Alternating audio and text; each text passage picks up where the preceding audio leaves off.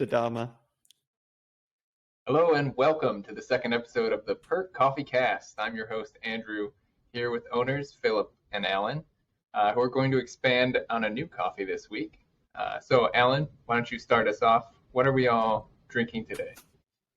So this is the Ethiopia Buncho Station. It's our natural process Ethiopia, and it's one of our core lineup that we always have a natural Ethiopia on hand.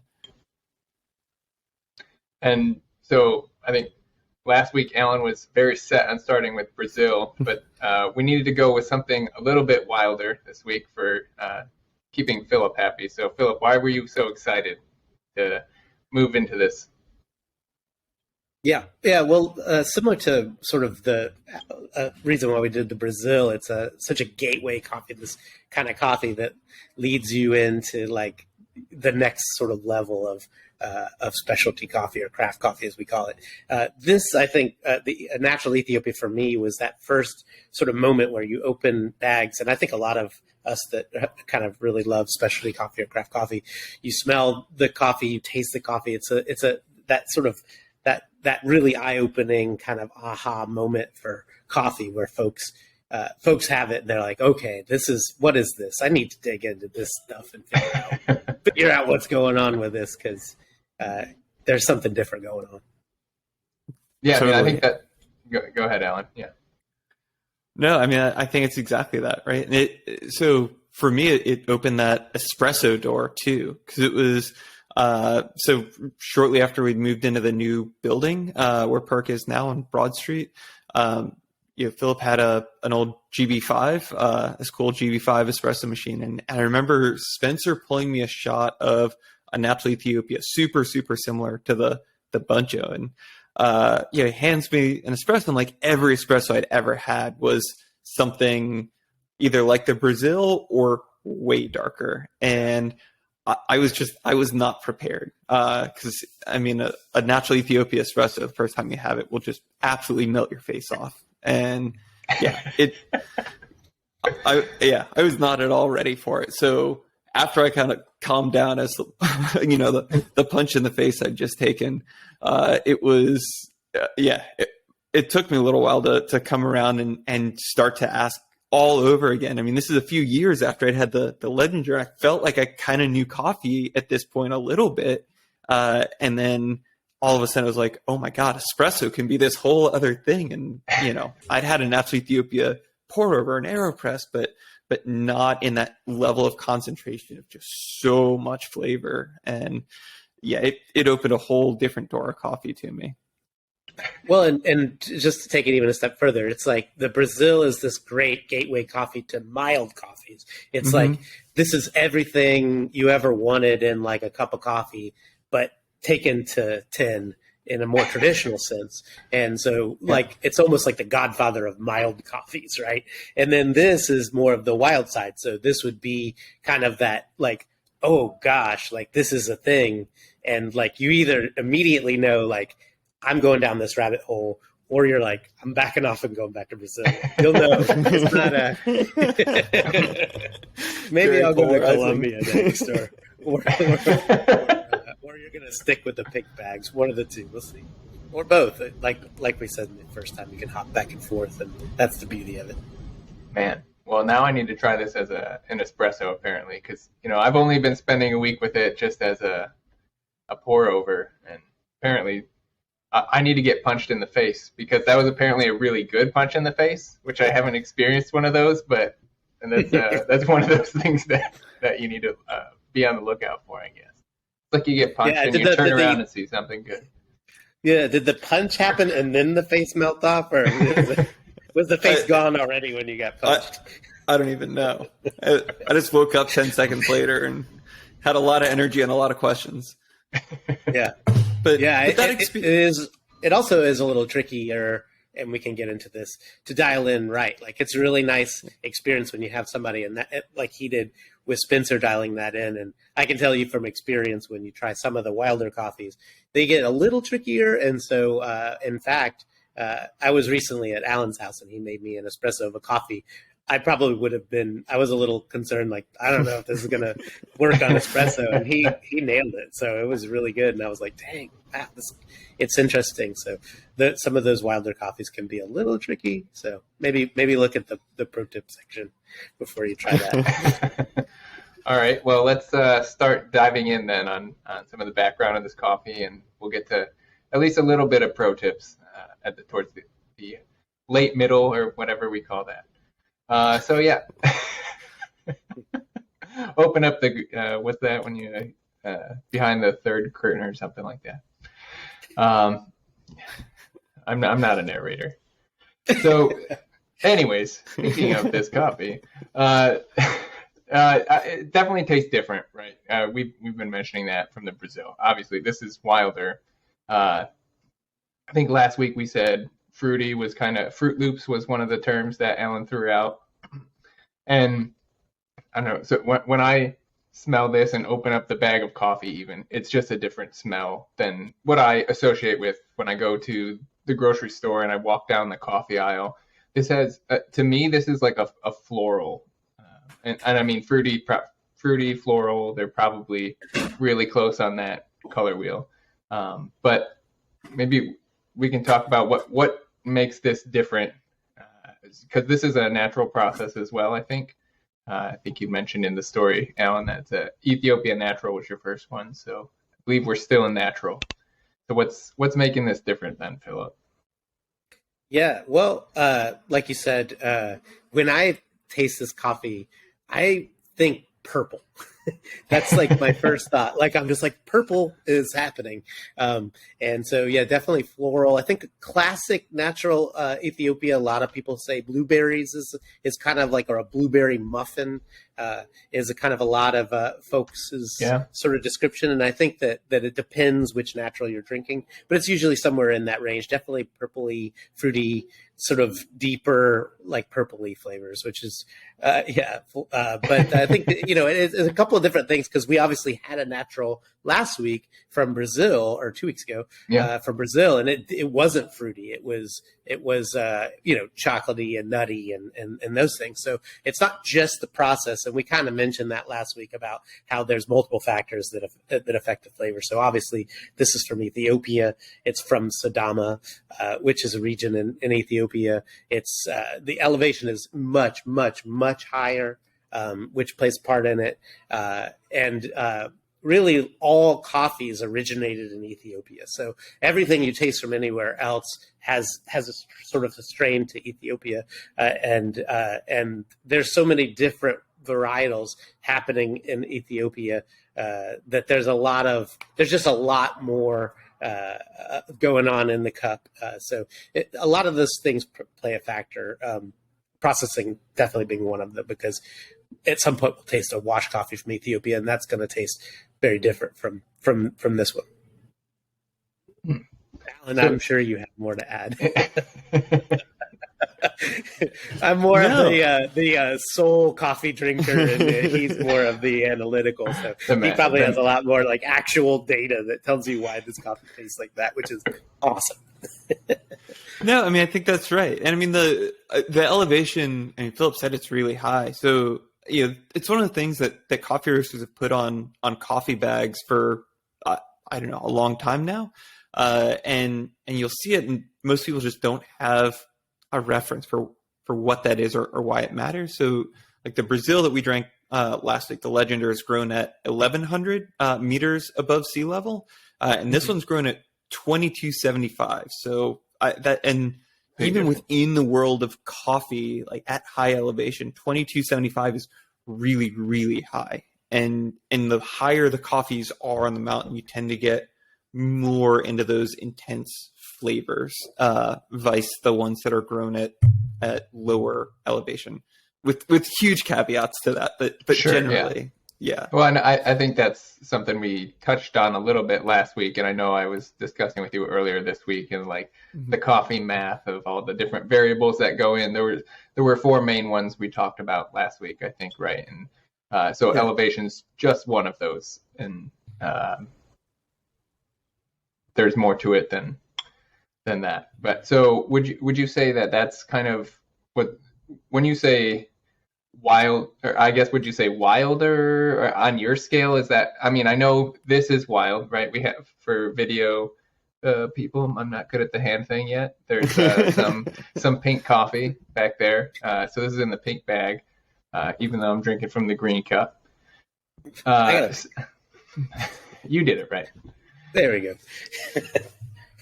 But is that, as you're going higher up in elevation, is it wilder is where you put it on the perk scale anyways?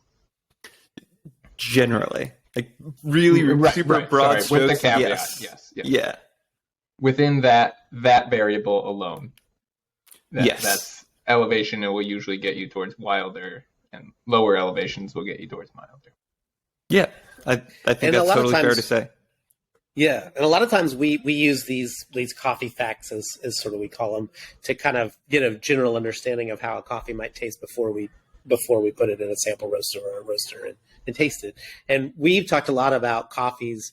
You know, you'll look at a natural Ethiopia or a natural Brazil or whatever the coffee may be. There's sort of this idea of like the classic natural Ethiopia that you have in your mind. Sometimes those coffees nail it, and other times they perform very differently, and they're both very interesting in their own right. So as we source coffees, we decide, do we want something that's a great example of those coffees that does exactly what you want it to do really well, or is it something that's a little bit of a curveball? And they're both great. It's interesting, and it's just part of the reason why coffee's just so much fun. So we just had a natural. Oh, go ahead. We just had a natural Ethiopia. No, that's a great example of that, though. The Haissa. It's one of the best coffees I've ever had. It was incredible. It was super unique in its flavor profile. So where most coffees you would describe the sweetness as like brown sugary or syrupy, or it's some of those like darker sugars. Yeah, like caramel sugar. Yeah. Yeah, exactly. The Haissa was straight, refined, pure cane sugar, like white sugar. It was crazy how sweet it was, and it didn't have big berry flavors. It had this delicate kind of purpley flower thing going on. It was just crazy sweet, really delicate, and not at all a blueberry muffin. Right. And it even had a little bit of almost a tiny bit of an herbaceous vibe in a really good way. I know that might not sound great, but it actually really played really well in this coffee. And very interestingly, it was from exactly where the Buncho station is from. So it's also really interesting how different even coffees from this very small area of Ethiopia can taste. And so that's some of the other variables, the process. And everything they do at the farm level, so many different things. All right, so last thing about this scale here on this Ethiopia Buncho, is this like the creme de la creme? This is the wild, since you said it's the highest. I know there's more variables, but is this one of the wildest coffees you have? Yeah, not even close. Like it, which is crazy, right? Because if you if you go back 5 years, probably in 10 years, definitely something like this was the craziest coffee, and it was the thing that you were seeking out in the world of craft coffee. But since then, there's just been so much innovation that, I mean, we've brought in coffees from all over the world that are just they make this seem very, very tame. I was hoping you were going to say like Alaska or something, which is probably impossible.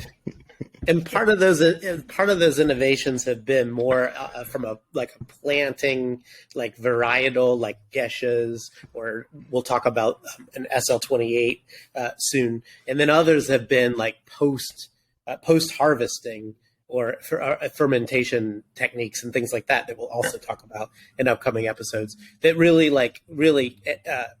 make coffees taste all kinds of different ways and ways that are pretty intense or all over the board, really. So this is, I think, a really great first sort of entry into the wild world. And from here, you can kind of take it and see how far you want to go with it. Okay, so blueberry muffins, not the wildest, but cane sugar is a little bit more wild than blueberry muffins. Just no, yeah, I think winky, Yeah, they get pretty funky and pretty out Yeah. there. And, I to even take it the furthest, we cup the coffee that actually, unfortunately, Alan didn't get a chance to be in on the cupping, but everyone else in the room just thought they're like, something's wrong with this coffee. Like it tasted like cognac, like it burned almost. And like the first time I tasted it while it was still hot, I was like, my tasting note was, it tastes like bug repellent. and everyone was like, yes. And then as it cooled a little bit, you kind of got it, and you're like, oh, wait a minute, no, it's actually like more of like a oaky cognac. And some people refuse to have a second sip, but I thought it was one of the most interesting coffees I've ever tasted, and part of me was like, we should bring it in. And so we'll see, maybe someday. So I mean, that kind of points to the importance of the brewing process, which you referred to earlier. I don't remember whose name you mentioned. Sorry. Started with a Spencer. Spencer, yeah. Oh, right. And having somebody that knows how to brew it. So why don't we talk about that a little bit, Alan? How do we brew the perfect cup of Ethiopia Buncho? I'm hoping it's as forgiving as the Brazil was, but I know from experience it's not quite as much. But yeah, it's definitely not.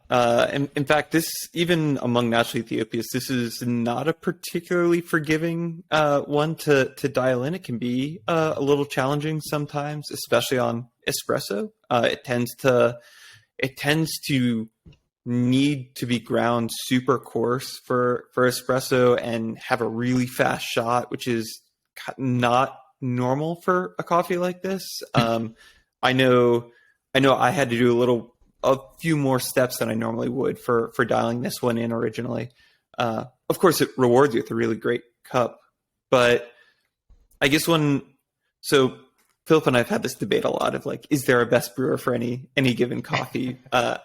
But each brewer brings out different aspects of the flavor or the body. And so UC Davis, the Coffee Center, UC Davis did a really interesting study a few years back where they compared conical brewers with flat bottom brewers. So something like a V60 is a cone shaped brewer, conical brewer, or the one that I'm using, the drip coffee. I always forget the name, Chemex. A Chemex, right? Yeah, exactly. That's a conical brewer. Whereas something like a Kalita Wave is one of the more common flat bottom brewers. So what they found is that conical brewers bring out more of the fruity and floral flavors in a coffee, holding everything else constant.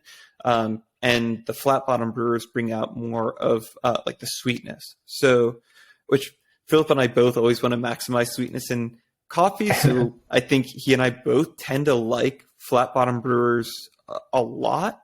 Or my go-to often is the Clever, which is a weird hybrid. It's an old Melita No. 4 filter, which is like half cone, half flat.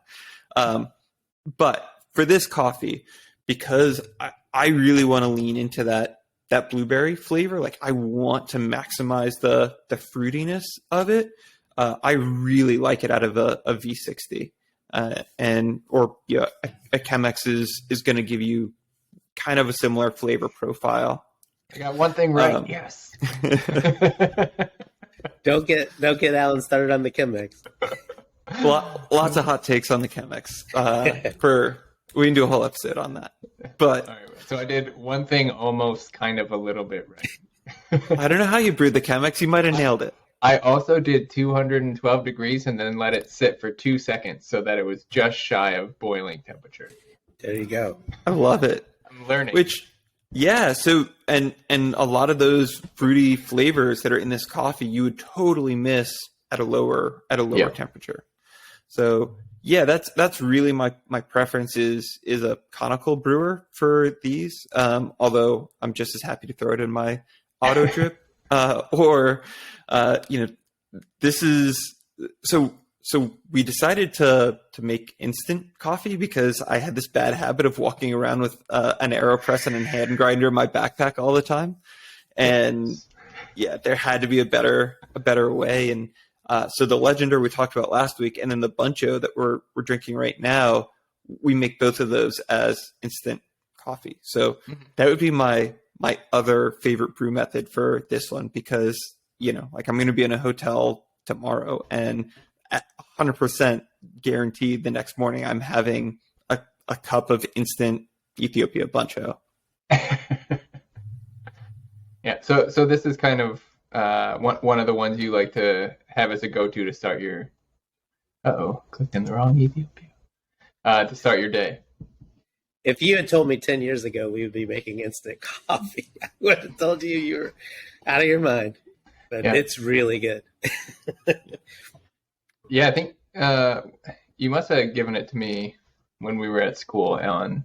That because the selling point that you always told people that I always heard was, this is instant coffee that doesn't suck. That's right. And it's true. I mean, it's definitely not on the same level as the full brewing process, but it tastes like a real cup of coffee, not like, and it mixes well and everything. So totally. Yeah, I mean, you lose some of the so many nuance. times. Yeah, saved me so many times when I've like somehow, even though I like have as much, I'm surrounded by coffee constantly. Somehow I still wake up and I'm like, oh my gosh, we don't have coffee in the house. And then I'm like, oh, but I have instant in my backpack, and I'll go grab some before I come in or go somewhere. So, and then same, when you're on a trip, there's honestly like it's perfect because my in-laws, they're not really coffee folks. So I have to kind of sneak down in the basement and make a cup of coffee. And like they don't drink coffee at all, or okay, yeah. I've recently gotten my mom started drinking coffee. We added it into a smoothie, and she was like, "Oh, nice. Wow, that's really good."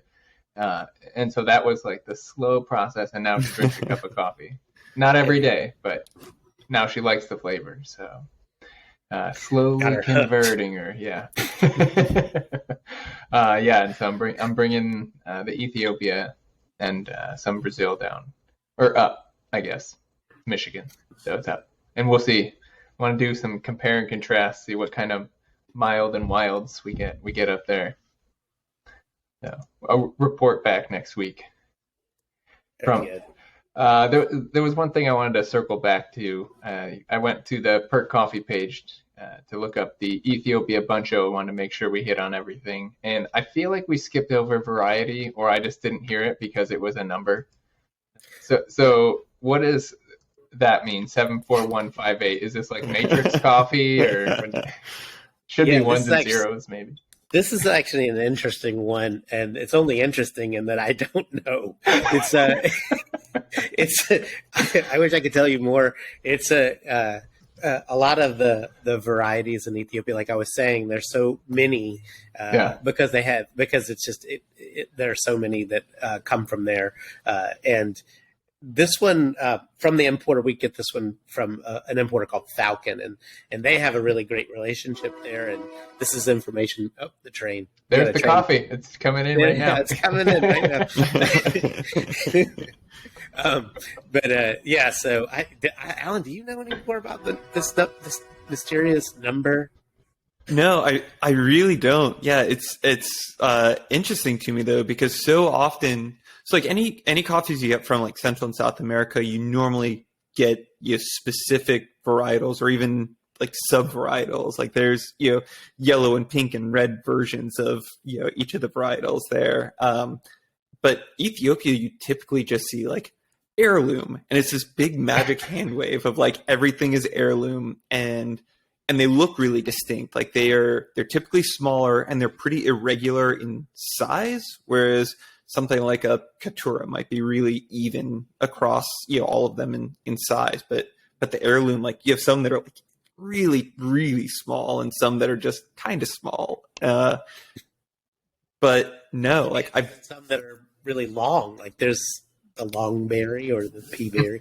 Those are conversations for another day. But so 74158 is the type of heirloom, maybe. Yes. I think it's Falcon. Or at least how Falcon. Or they're at least being more specific. Yeah. Right. Yeah. I was kind of shocked when because generally, like Alan says, usually we get heirloom varietals, and Sure. and sort of we know that means that they're not sure, but there's a lot that's potentially there, and this one we got a number, and I figured it was just like the 74,158th variety of coffee, and that person was like, meh, I don't feel like naming it the Bob coffee. Yeah, he was counting, and then somebody asked him a question, and he lost count. Like, oh, shoot. Start over. Oh man. All right. Well, is there anything else you guys want to touch base on, or expand on with the Ethiopia before we sign off? No, just the big thing for me is like, as I move through the industry and get older and older and get another gray hair, I meet different people in coffee, and most of the time, anybody that's in the industry, you can trace back to a natural Ethiopia. Is the moment that sort of moment where at least they like a door opened for them and they wanted to find out more, and whether that journey stops at just drinking different coffees and trying new things, or years down the road you're up to your ears in green coffee and trying to buy a new roaster and figuring out how ambient air temperature affects development. But all of those things can be true or none of them. But I recommend for sure that folks give it a shot, because none of us who enjoy and have a favorite thing get to that thing without trying something new. And so I think it's one of those things that you should definitely try and find out for yourself if this is your new favorite, and you can really go down the rabbit hole, or if it's definitely not and you want to go back to the blue bags. But that would be my only thing. I would just challenge folks to give it a shot. Well, and that was part of our motivation. I mean, I think it was the original motivation for us to open our own coffee shops, was that there was nowhere that was serving natural Ethiopia espresso on bar, which meant either you had to be doing espresso at home and doing it well enough that you can tackle dialing in a natural Ethiopia and to try it, or you just would never get that experience, basically. And we tried to convince some other folks to do it, and no one was willing to. And so we did, and it was, I guess, both. That's an example of the natural Ethiopia kind of opening a door to us, in opening up this whole other side of what Perk is and does. But then also it lets us be there for that experience so often, because we always have a mild coffee. It's usually the Brazil Legender on bar, and always have something wild on bar that you can get as espresso or drip or flash brew. So like right now it's the Sumatra, and it's so cool when you get to hand someone a shot of the Sumatra and they take a sip and you see their whole face just light up. And it's like, I know the day that you're having right now. Like, you're going to remember this one. And it's so cool to be there. You just got punched in the face. Yeah. They're going to pick up their face off the floor and then they put it back on. Oh my God. Yeah. I mean, we had some like the Colombia, the guava banana that was, a true face melter on espresso. Like you needed to hold on. So it's just so cool to get to share those experiences with people. That's awesome. All right. Well, if you want to try it for yourself at home, perkcoffee.com. This is the Ethiopia Buncho station. Pretty sure it's right. It's not Stachione or anything like that. I like that. Let's call it Stachione. All right. And otherwise, we'll see you next week, or not next week, in 2 weeks. What are we talking about then? So we're going to talk about a coffee you won't be able to buy anymore at that point. It's the. Right, so, what is that? Then they can get it ahead of time if they want to. Right. Try they can drink it while we talk. Yeah. Yeah. So it's the Colombia the Tiki Punch, which has. Oh, that's a limited edition. It's a limited release with a whole lot of weird stuff happening. It's an SL28 varietal, which we'll talk about what that is and why it's significant. an anaerobic processed coffee. We'll talk about that a little bit. We'll scratch the surface on that one. And grown in Colombia. So those are three things. Everything's new. Yeah. So it'll be a ton of fun to just nerd out about all the things around that coffee, and I'm just excited to drink it. Yeah, Me too. If the Buncho station is the gateway for wild coffees, this is very far on the other side. It is I don't know what is more than melting the face. Two punches in the face. I mean, it's got punch in the name. Yeah, maybe it slaps you on each cheek.